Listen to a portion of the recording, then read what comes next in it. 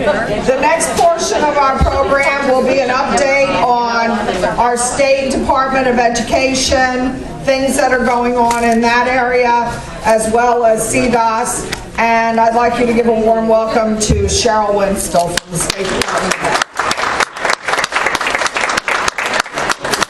Education. I don't know if I'm going to be able to go. I may need a finger up here to click my thing forward. You don't have a remote, do you? Okay. I'm actually going to sort of touch on the CDOS credential as well as the multiple pathways as well as workers' comp in as little time. And I realize I'm the only one holding you between you and the bar, so I'll try not to hold you too long.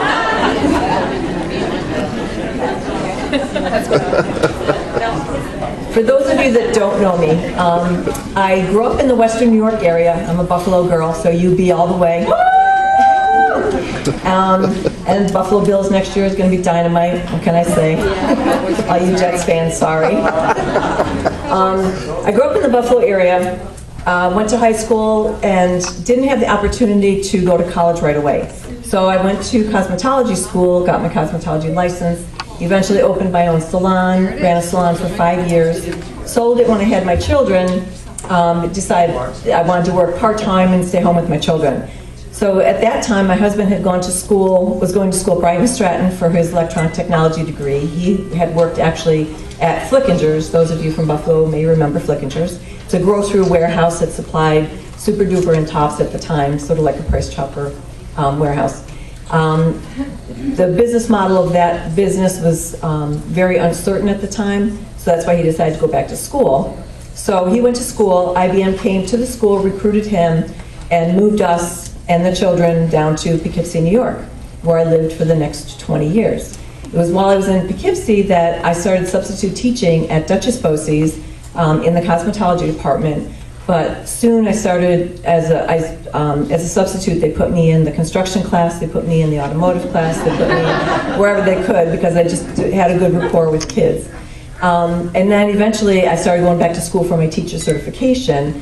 During that time, I was took a teaching assistant position in a construction class, and then another one in an automotive class, and then another year in an early childhood education class.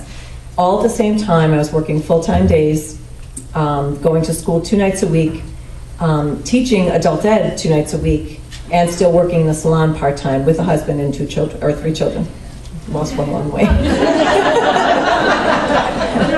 So, but eventually I got my certification, continued on for my bachelor's in vocational education, moved on for a master's in special education, and then just about when I finished my master's is when the posting for my state ed position opened up, and it was just a natural fit. The programs I oversee are all the construction programs, all the automotive programs, graphic art communication programs, all the cosmetology licensing programs, and all of the security law enforcement programs. So that was a natural fit for them to put me in that role. So here I am. That was 2007. And since 2007, it's been a pretty wild ride. A lot of changes still coming. We're looking for a new commissioner. It looks like our deputy commissioner is also stepping out. We've got 4 new board of regents, which is a record, I think, that they've ever replaced that many in 1 year. Lots of changes, lots of butting heads with legislators over a lot of things. As a result of the Brindisi bill, and if you're not familiar with it, the Brindisi bill was trying to push forth a CTE diploma, is what it was. And the Board of Regents kind of, got their feathers all in a rudder and decided that this multiple pathways thing that we've been talking about for years is going to finally go through. So they've pushed it through. And unfortunately, like the CDOS credential, it was the cart before the horse. So the CDOS credential, you still have questions on. It's been implemented now a year. So I'm going to briefly talk about that and then field any questions you may have still. And I've offered to talk to the SHRM folks about the CDOS credential as well, and I encourage you to do that as well. I'll be happy to give you my PowerPoint. If you are able to touch base with your SHRM folks, have at it. I'll give you my PowerPoint. You can present it to them and answer the questions for those folks, because I just think it's really important in your regions to reach those HR folks. Okay, the CDOS credential has been implemented now. It replaces the IEP diploma, so it's not a diploma, neither was the IEP diploma. It's available for only students with disabilities, and there are still some school districts who are under the assumption that any student can get the CDOS credential if they go through a CTE course or program, and that is not true. It is only available for students with disabilities. That's important to know, because there's so much misinformation that's still out there. It's frustrating. There are two options to students. The one option, which is what most schools will go to, is actually on the next slide, but the development of it was called for 216 hours worth of CTE coursework and or work-based learning is how it was worded in the regs. Out of that 216, 54 must be in work-based learning. Okay, you can go to the next one. These are the two options. Most schools are going with option one, where you have the 216 hours worth of CTE coursework and or work-based learning. 54 has to be work-based learning.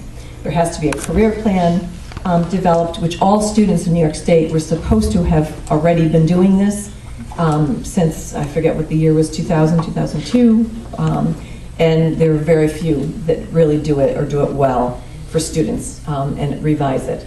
And then they have to, the 260 hours can be done all in work-based learning hours, or they can do part of it in the CTE coursework and part of it in work-based learning, as long as the minimum of 54 hours work-based learning is met, and then the rest is done in CTE coursework. They've met the requirements. They have to complete an employability profile, and actually I've collected several various employability profiles throughout the year, and I worked with Special Ed Policy Office in the development and implementation of this CDOS credential 2 years, 3 years now. So we've collected a lot of stuff along the way, and I think probably the best employability profile that I have seen, and not that you don't have a good one also, but I just haven't seen it, is Duchess Bosse's, and it is actually for all students, and it highlights all of the CDOS learning standards, all of the work experiences. It breaks out the CDOS credential work hours and CTE coursework hours. It's just very, very well done. There is one that's available online that State Ed did put out. It's based on the Department of Labor's work employability profile, but I don't think it's as comprehensive as the Duchess Bosse's one, and I know Roberta would be happy to share that if you want a good model to model after. I just was really impressed with that one. Okay, the next slide. Oh, the second option, I'm sorry, I didn't talk about the second option. Not many schools are doing it. Not many students with disabilities are able to do the National Work Readiness credentials, but that is an option for some schools. The work-based learning experiences, I've highlighted a couple, the service learning and community-based work program and job shadowing on this slide, because the students with disabilities who are earning the CDOS credential and not going to be earning a local diploma will most likely get most of their experiences in these type of work-based learning experiences. School store, up in this area we have a school that has a dog biscuit making company, there's a jewelry making company in mid-state, you know, just very ingenious ideas to get students work-based learning experiences right within their school building that are very possible to do. These work experiences that are listed on this page do not need a certified work-based learning coordinator. It's not, you know, mandated that they do. We highly encourage that they have a work-based learning coordinator, hence is why Sue's classes are bursting at the seams from semester to semester. Because highly recommended. Yes, highly recommended. That's better than encouraged. Yeah, highly recommended. That's what we say. The next slide is the registered work-based learning programs. And that you must have a registered work-based learning coordinator certified to run those programs. Bless you. The difference, the first two that are listed, the GWEP and the WECA, any academic teacher, any counselor, special ed teacher, academic teacher can get that certification extension, taking the 2 3-credit courses and then applying through state ed. The second two, CEIP and co-op, you must have a CTE-based certification. It's the same courses, the same training, It's just the difference is your base certification. And in the CEIP and the co-op, it's the difference as to where you can place the students in business or employability type experiences. And in the co-op, even between co-op and CEIP, there's a difference, because in the co-op, the student has to, in order for a student to work in a hazardous occupation, according to the New York State Department of Labor, US Department of Labor, the hazardous occupations are prohibited for students under the age of 18. With the co-op, students who are enrolled in an approved CTE program in that particular content area.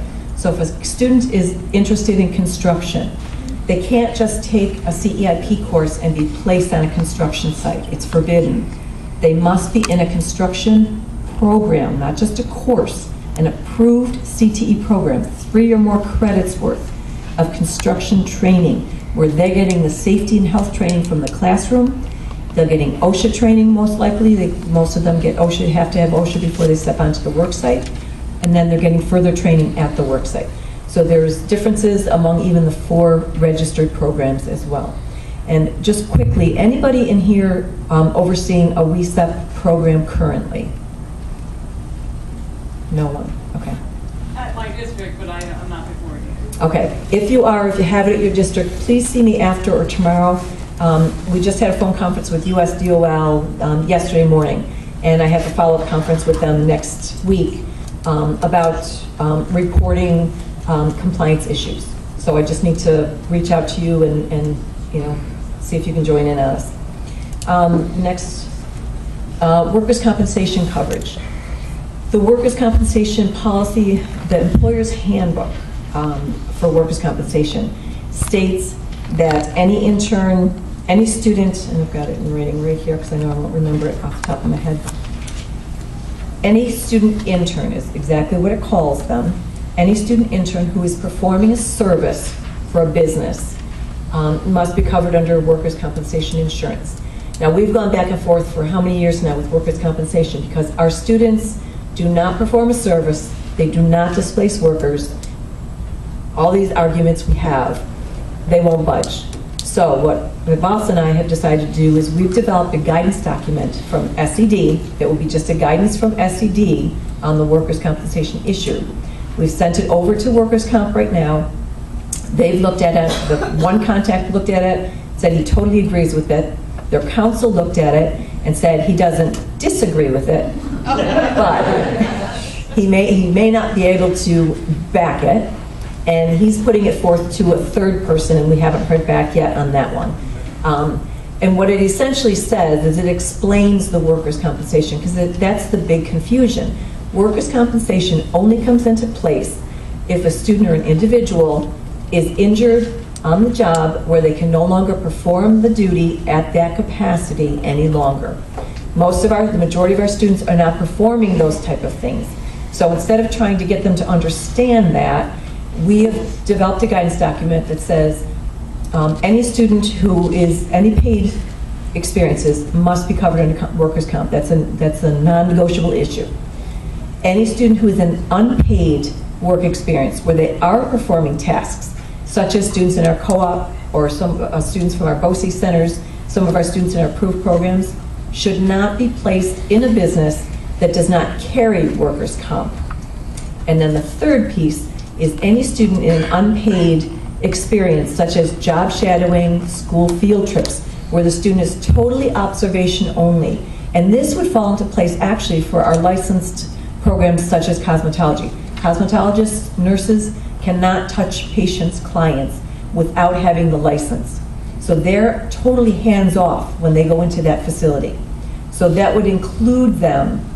The problem is, especially in cosmetology, is there are many mom and pop shops that don't carry workers' comp, because workers' comp has to be, a business must carry workers' comp if they have employees. If they are the only employee and the others are contractors, they're legally not bound to it, so they get away without having it. So just always check to see that they have workers' comp. And when you ask them, the employers will ask, well, do I have to add them to my policy? How does this work? They don't have to add the student to their policy. The way workers' comp works at a business, it's a very fluid system. By that I mean they set up the workers' comp policy, they have 80 employees. They pay for that policy at the end of the year. If they still have 80 employees, they pay that rate. If they have more, they pay more. If they have less, they pay less. And that's the way the businesses and the workers' comp want to keep it. If they have to start adding and taking away, because our students kind of pop in and out, they're not really employees. They're not there even 40 hours sometimes throughout a whole school year. So they want to keep it this fluid system so the employers do not have to add them to their workers' comp policy, name per se.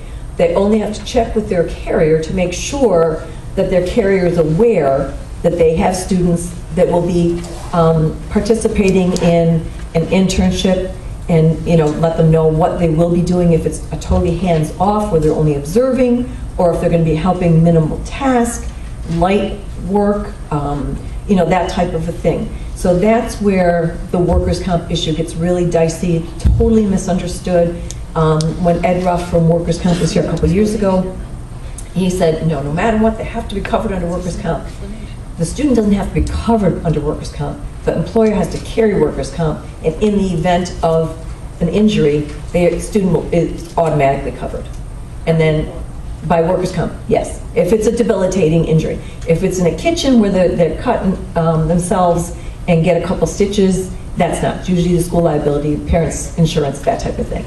So there's a big misnomer about that. So just so that you're a little clearer on it, because you're the ones that are face-to-face with the businesses, you're asking them, I need to see your workers' comp policy. You just need to make sure that they have it, that they have workers' comp. You don't necessarily have to run it by your legal department unless they are asking for it, those type of things. Did you have a question, Scott? Hi, Cheryl. Scott Mendelson from Yeah. New York City from Ed.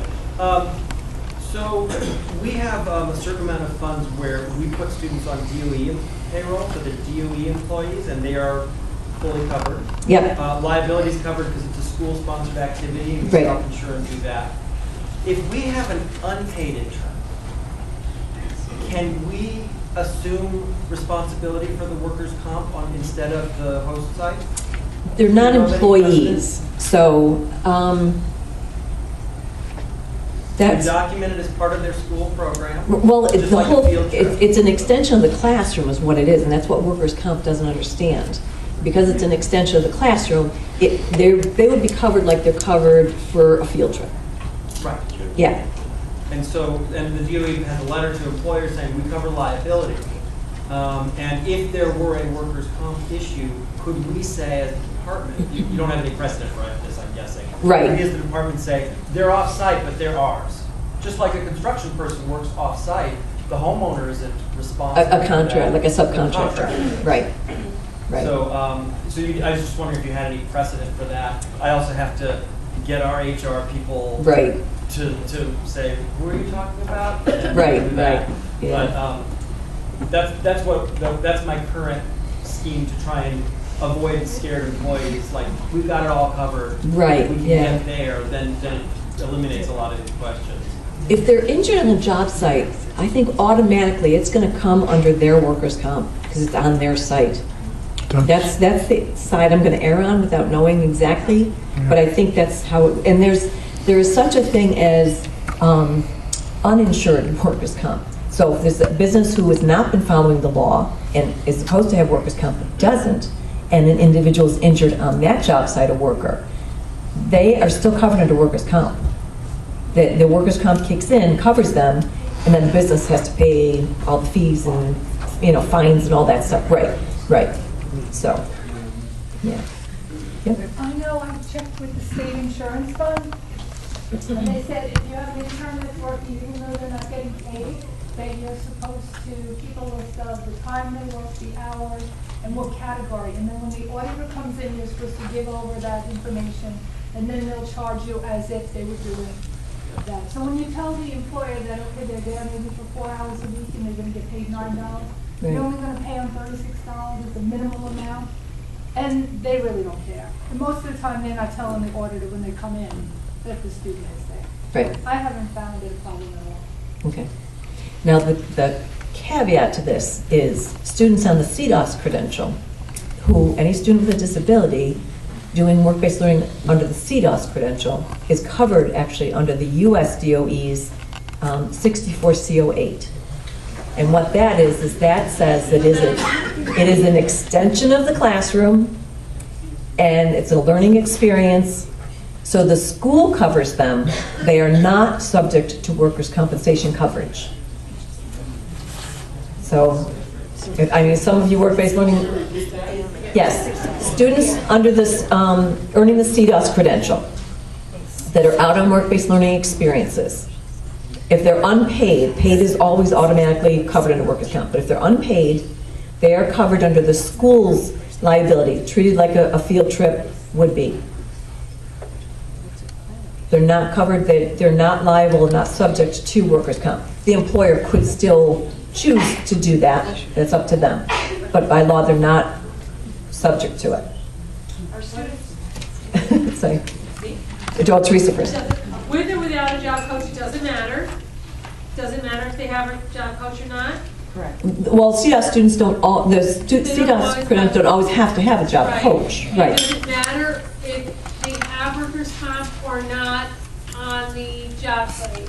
Like if people don't have workers' comp, I mean, what kind of. You should still always place a student on a business that has workers' comp. So even if it's a CDOS student. Yes. They should still have workers' comp on that site. Right, you should just make sure they have the workers' comp coverage. Okay. Yes. Even though we're covering them under Right. our liability. Okay. Right, Thank you. because in the event, because what happens, and Ed Ruff will tell you this from workers' comp, what happens is it goes to litigation, goes to the court, goes to trial, and ultimately the judge makes the decision. So the judge could decide, well, workers' comp is still going to cover this student. Can I ask one more question? I hate to hodge questions. Many years ago, I was told by the Department of Labor to collect a C-105 or a US 26 point whatever form naming my organization, Custar 3, as certificate holder, as proof of workers' comp, and if workers' comp was canceled, I would be notified. And I've been doing that for the last 5 years that I've been in this job.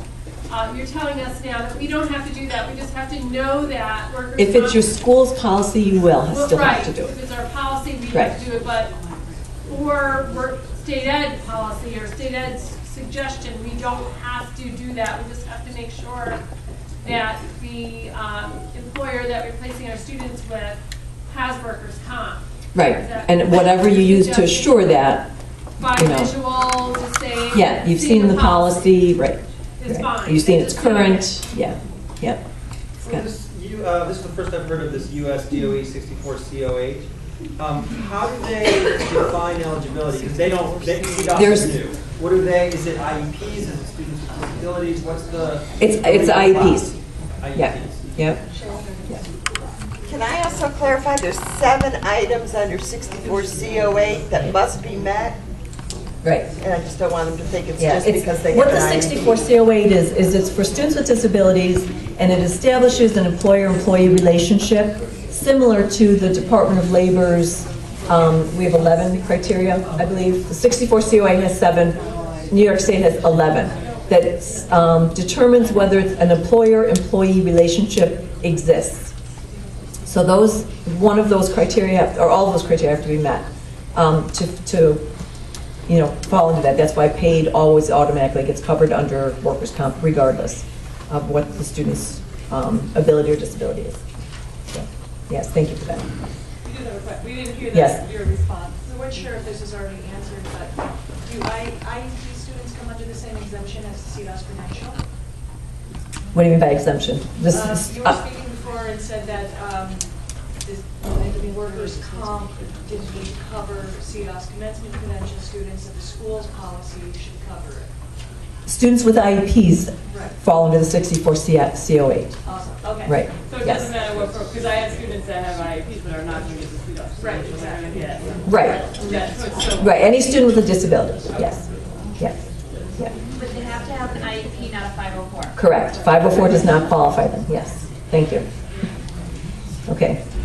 I just And need, this just goes more on the, I don't know, I just need a clarification, but if they're doing the community-based experience and they're being paid, then they would need the workers' Yes. comp. yep. Yeah. This is just saying more of what I had just said. And the SED guidance that I said before. And I would have brought it to share with you, but it hasn't been put out yet. As soon as it is, though, I will send it out. If you have not been receiving emails from me, or you don't think you're on my email list, shoot me an email. I have cards. I'll put them out either today or tomorrow. Shoot me an email. I'll add you to my list. As your programs have been registered, you've been registering for the work-based learning programs, I've been adding you to a contact list. So, and then as information comes to me, I push it out to, the appropriate group. So as this document comes, able to be shared status, then I'll definitely shoot it out to you guys. Okay. Any questions on CDOS? No, good. Do we know when that guidance is going to come out? No. I wish we did.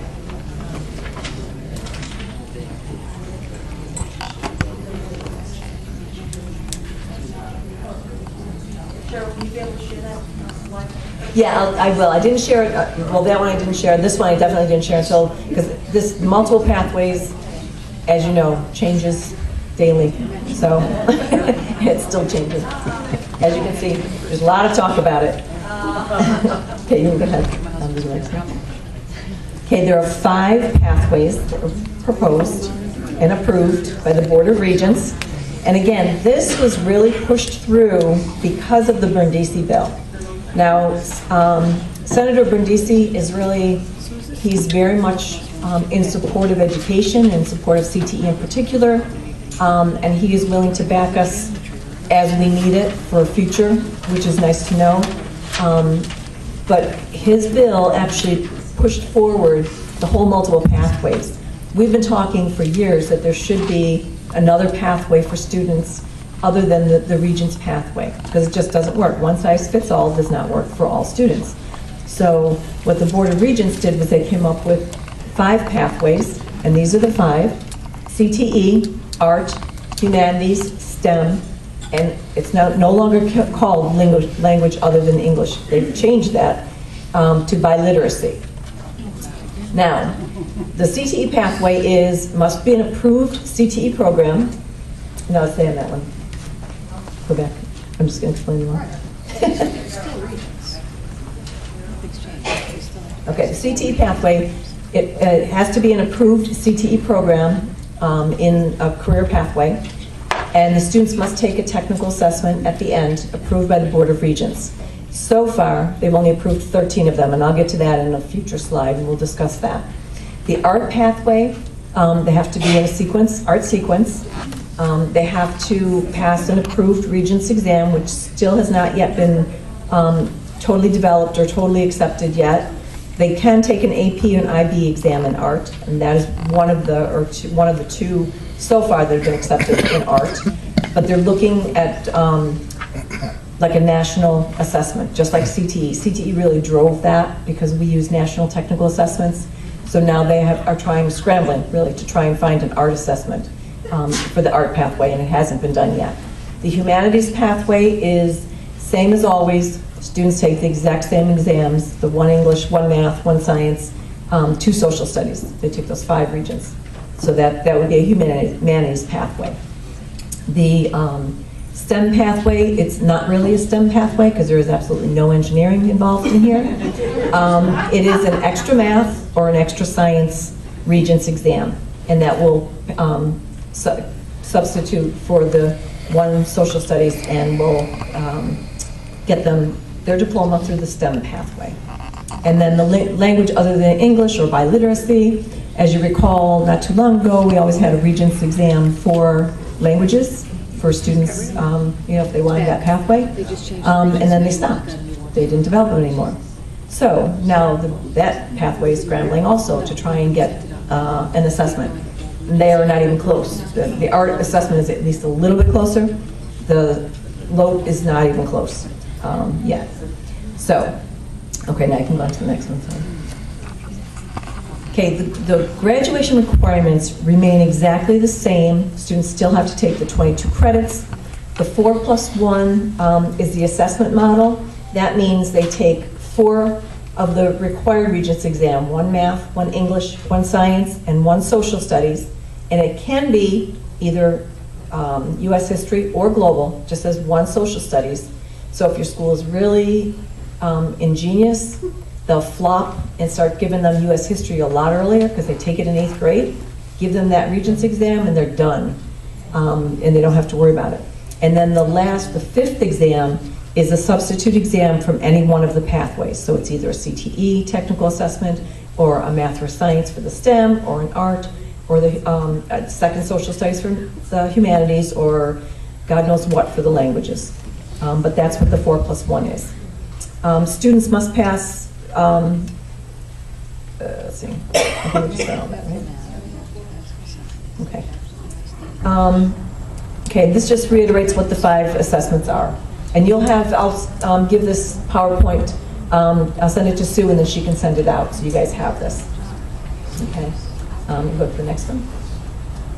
Okay, I always throw this in here because I talked to so many different groups. Yeah. I have a quick question about you said that the art one isn't ready yet. Well, there's the AP or IB art assessments already in place that are accepted. This is eligible for students right now, correct? Yes, as of this June. Yep. Right, so if they are not in an AP art class and they are not in an IB program, that's a big question mark. Are they going to come up with something by June? No. Okay. Definitely not. But those kids most likely have already taken their second social studies. This year it really is only going to affect those few percent students that really have taken that global exam 6 times and still can't pass it because it's just a tough exam. So it's not going to affect that many. So none of those tests, like art's not going to be available, the LOT or the languages are not going to be available either. Okay, so really we're talking about taking an extra science or math in place of that thing. Okay. Yeah. Yep. I just have a question about the AP art. Yep. I mean, that's usually scores of 1, 2, 3, 4, something like that, right? How will we know that they, and they don't get the results till July? Right. That's the problem. And would it have to be a 3 or 4 or 5 or? Well, a good friend of mine is the art associate, and she told me that they don't give it till July. I said, well, why don't they take it in junior year then? Why wait till senior year? Okay. I don't know. I'm not in art. Is there going to be a criteria, a cutoff where we can consider it passing? That's up to them, up to the art field. And they're working through all of those details now. Yeah. Yeah. Is it just art or fine arts? Like, could a kid take AP theory and that would be their art credit? Yes, if any of the arts, yes. Okay. Yeah. Yep. Can you explain that thing that just changed back down to you, but it's CTE program earlier? There is nothing in regs that say when they have to take those courses. They don't have to take U.S. history first and global, according to regs. It's pretty bizarre how we actually give our kids coursework in high school. It's kind of like we've always done it this way, so why are we going to change it? So I'm saying better start looking at changing it, because the kid takes a history class, U.S. history class, in 8th grade.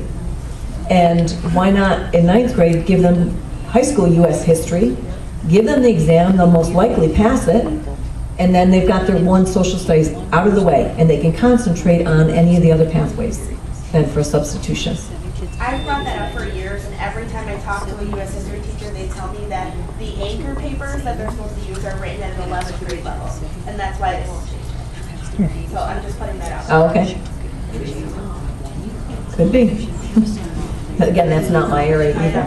Yeah. It's ridiculous reason, but. Yeah. Yeah. Okay, what CTE pathway is not? When the discussions first happened with the Board of Regents, they were very concerned that this was going to be tracking students. When we started discussing alternate pathways, I think is what the first term was. Then it was multiple pathways, and then pathways to graduation, and then a whole bunch of other titles in between. So it's not a call for all students to be a CTE student, because the people I speak to mostly are CTE folks.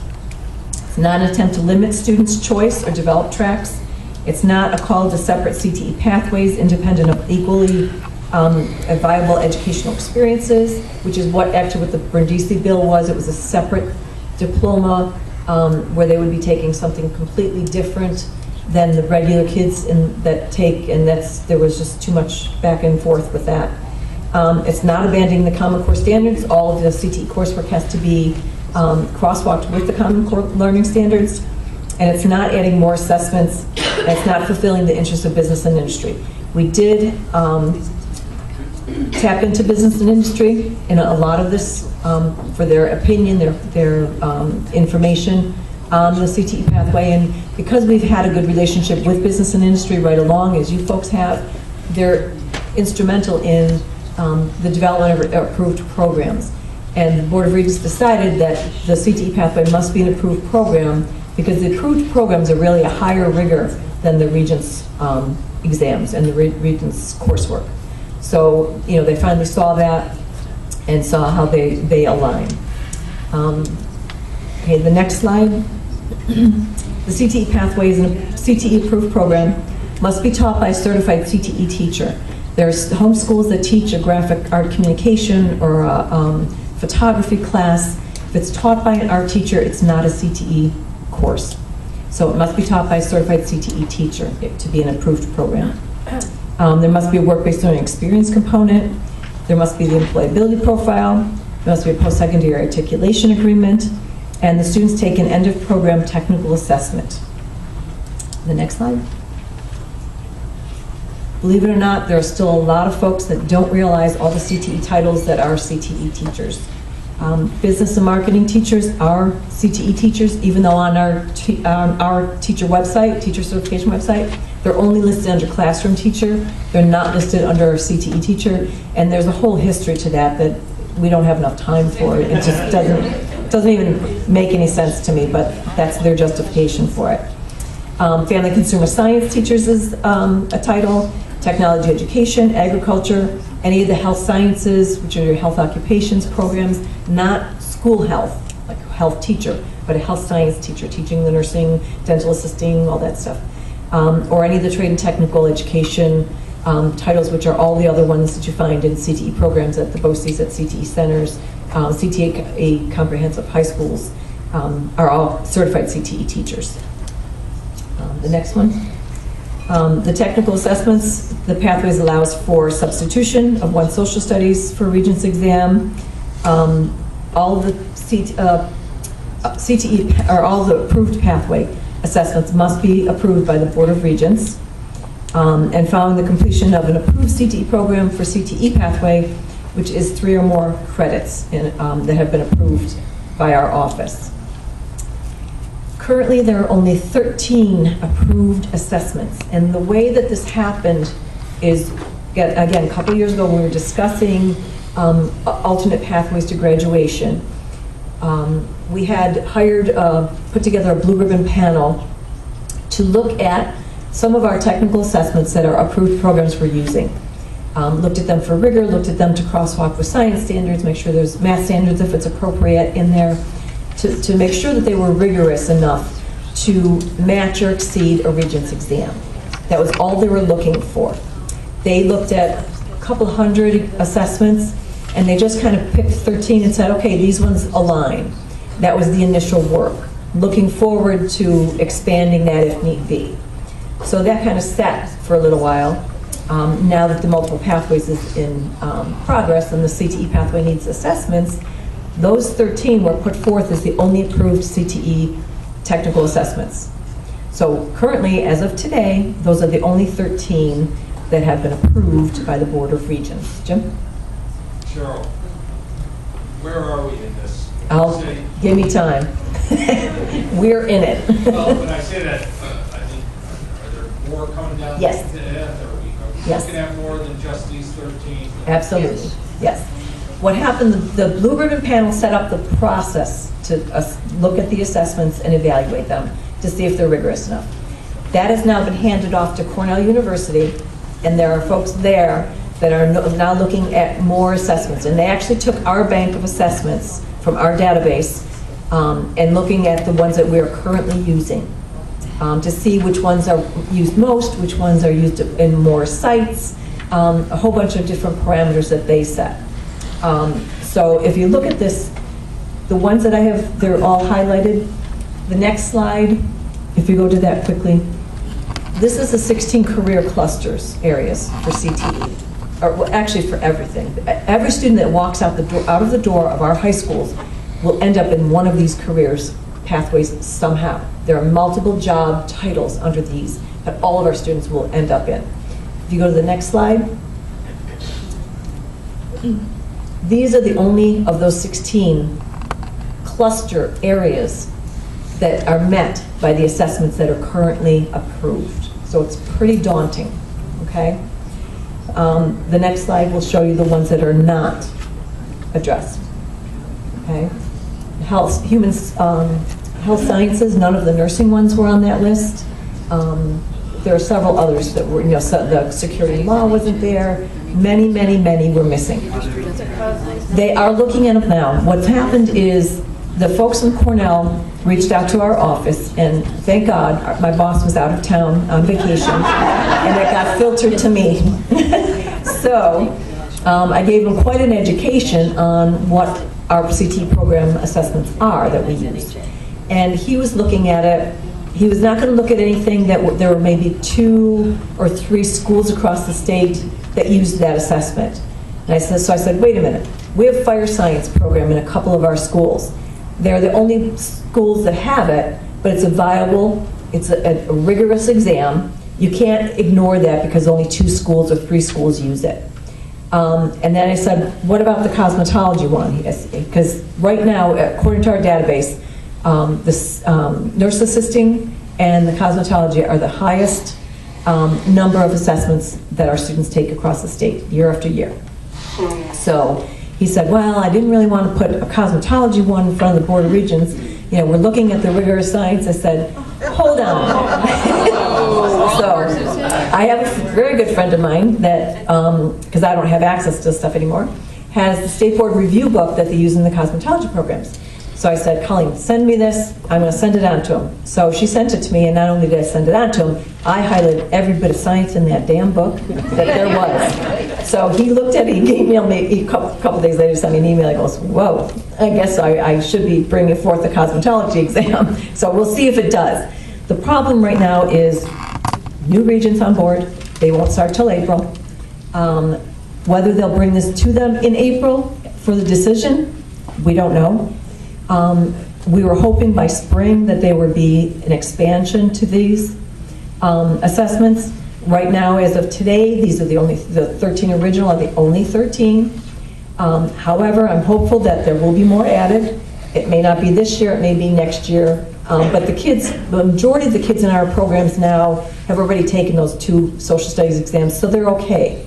The technical assessment won't come into play for them. It's just those few kids that can't pass that global studies that really need another, assessment to graduation, another way out.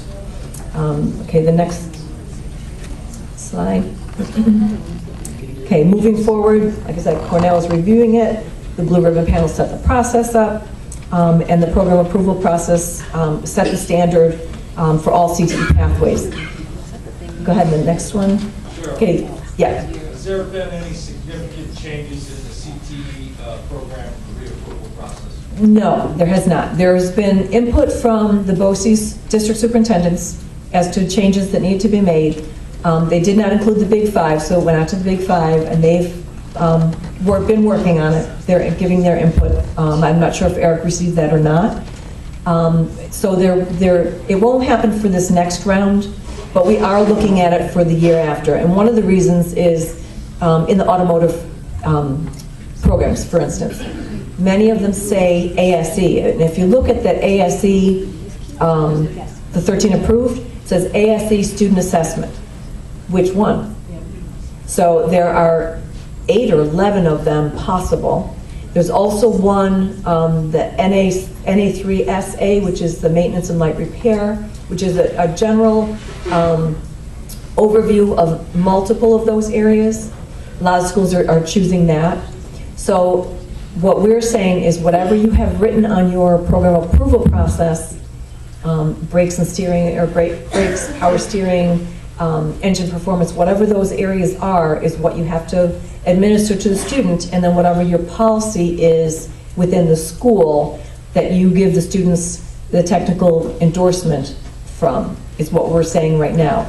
It's not in writing yet because the very next slide, this slide just shows you the information. It's from our website. This one, the second one down, is the most important one.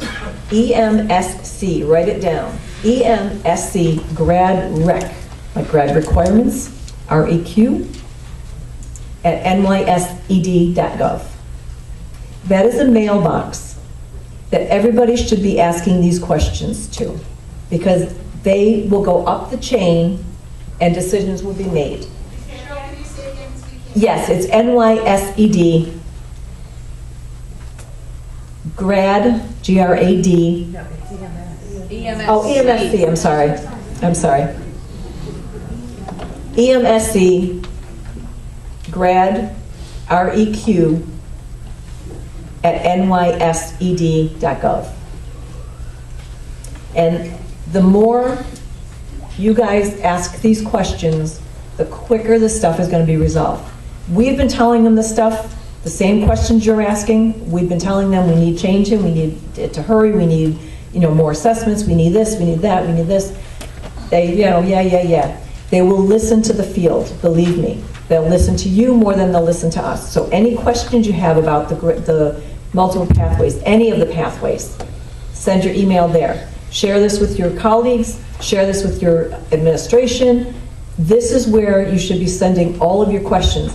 From those questions, there will be a Q&A document that will be posted, and the top link, which again, you can't see, and I don't know why it turned it green, and I couldn't turn it back, believe me, I tried, is where all the information will be posted. Currently, there's no new information, but keep checking it frequently, because anything that comes out with multiple pathways will be posted there. It's a web page designed just for this, and this the Q&A will eventually be posted there as well to answer all the questions. Yes. Hey, does the multiple pathways apply to the local diploma as well? The Regents diploma. Only for the Regents? Right, right. The question back? You mentioned a number of times who were in panel making decisions. Who's the who were in panel? Oh, they were somebody from Harvard and somebody from, they were pretty. So consultants has said the board of regents required to be in panel. Yes, yeah. The Board of Regents pulled them together, and then Cornell University. And it's a good thing that I had a conversation with the guy from Cornell, because he's not a CTE person. He's not a high school level educator. He's a college professor. So, he didn't realize a lot of the nuances, especially in the CTE pathway, that we have. So, it's a good thing we had the conversation. Yes? Cheryl, would you be able to get a copy of this? Yes, yep. Yeah, I'll share it with Sue, and then she can disseminate it out, yep. Yeah. When did you think the program approval process was going to change, or? Not this upcoming year. Meaning like the program's expiring? For 15, 16, yeah, for programs expiring, it's still the same for the next round, the next 5-year round. But we're looking at working this out throughout the next year. And if it happens, it will be done, I'd say, by December, January, so to give people fair notice as to what, and it wouldn't be drastic changes. Probably more documentation. One of the things I started to say about the ASE is now I'm asking, if you write ASE as your your technical assessment, I want to know which ones. Are you doing the maintenance and light repair, or are you doing brakes and steering and engine performance and whatever? And that's what you're saying, that's what you have to give the students, and then your school policy will determines how many of those they have to pass to get the technical endorsement. So, Jim? Cheryl, just to follow that up, because many of our programs have the industry content area accreditations. Right. NATEP, ACF, NCCR. Right. These are serious assessments. They're practical and they're written. Where do we stand on those? You're just saying that NCCER, they picked carpentry. Carpentry level 1. I saw that. However, you have to take core before you can take carpentry level 1. So, and again, this is something the guy in Cornell didn't realize, so I educated him on this. So there are certain things that have to happen, and things have to increase, pretty quickly as far as the number of assessments that he adds to this list. I don't know how many he's going to put forth, and I don't know when that will be. We're just hoping and keeping our fingers crossed that it's soon and that there's at least one in every area that we have. So what a lot of the schools have been doing is if you're going to change your technical assessment in an approved program, you just have to send a letter to us stating that you're making a change to the assessment or you're adding the assessment. A lot of schools are now adding as an additional option. So you can still give the carpentry level 1, but also add, or you were giving core, but you're going to now add carpentry level 1 because there may be that kid that needs that for the pathway. So, yes. Can you just clarify on the safety net for students with disabilities? Can't the compensatory and low pass option for the other regents still count for those students and then use a technical so they could still get the 55? On the Regents exams, they can. They just came here. Technical assessments, there is no safety net. Right. These are industry assessments. They're third party. What the cut score is the passing score. That is it. The school can give them accommodations, although if they're going into industry, they're not going to get those accommodations. But you can, typically the schools will do good by the student, give them extra time, read the questions, those type of things. No extra time on the performance one, because the student has to work to standard, to industry standard. So if they say they're taking an industry assessment, they have to work to industry standards. There is no compensatory lower grade for students with disabilities on the technical assessments. So that's why with the CDOS credential, there was a lot of clamoring with schools saying, oh, we'll just send our students to the BOCES programs.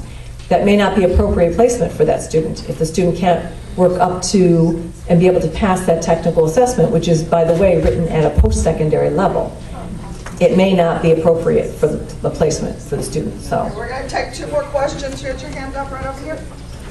You clarified it already. Okay, and you had your hand up. Just the flip of it is, if the student passes the technical assessment, the performance, and the written, could that be used as a compensatory if the student, let's say, had the 55, which is the low pass option? Could it be at the other end? Could they use that as their 70, Could they 65 or higher? Could they use that as their 65 or higher? they have to get the passing score. No, I understand that. Her question is that for the compensatory option, you have to have a 65 or higher to compensate for the. Just in the state exams. Okay, so this one's totally outside of the state exams. The state education department has no, we have no regulatory for any outside of the state assessments. So, all right. Okay, let's give Cheryl a round of applause.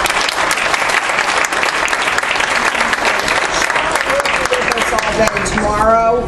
We also have Tim Ott, who will be speaking from the CTE Tax Center tomorrow, and I'm sure multiple pathways will be part of his discussion, as well as Peter Carr, who is our NYSED advocate, and I know he's going to address some of these issues. So this is not something that's over as of tonight. You will have all day tomorrow. And Cheryl will be a resource. Tomorrow, we will be upstairs, folks. We will not be in this room. There's a little bit larger room upstairs. So please, first thing in the morning, you will come to the room that's right up this elevator that's off the lobby. It's on the 2nd floor over to the left here. And we will meet, I believe, 7:30 to 8 is breakfast. 7:45 to 8:30 is breakfast. And the program will start at 8:30. Please remember to get your WECA shirt.